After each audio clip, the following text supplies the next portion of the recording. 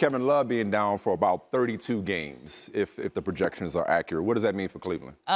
Okay, I'm not ready to presume that they won't win the East, right? Okay, however, but I think there's a sliver of hope, more than a sliver of hope for some other teams, which we'll get to in a second.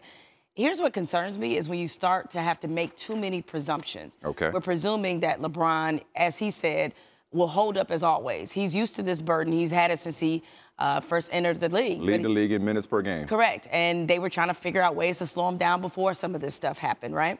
Or at least reduce his minutes, I should say. So you're presuming that he won't run out of gas. Then the next presumption you're making, of course, that when J.R. Smith and Kevin Love finally do eventually return to the lineup, that it won't take them more time as they head into the playoffs to kind of work themselves back into it. So there's a lot of presumptions to be made about this team, as, by the way, they're chasing another championship. And this is why it is so tough to repeat, is that you can't account for the things that happen during the course of a season. It feels like Kevin Love, as well as he's played, that he has just faced something all season, right? And so, yes, while I do realize that they have a once-in-a-generation type player on their roster, and that can account for a whole lot.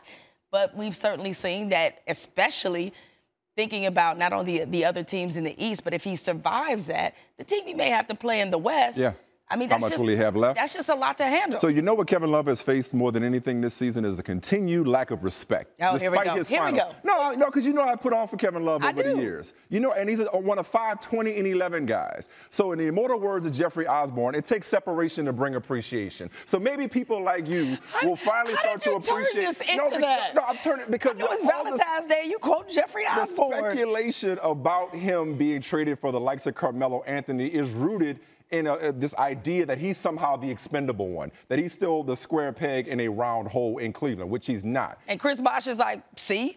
I know how it feels. We should be past that, but since we're not, however, I don't look at this as an obstacle so much as an opportunity for LeBron. We know he cares about the MVP, and I'm sure he sees the likes of James Harden and Russell Westbrook and Kawhi Leonard and Isaiah Thomas. So you're sensing a late push? I'm saying I think LeBron will do what he has to do.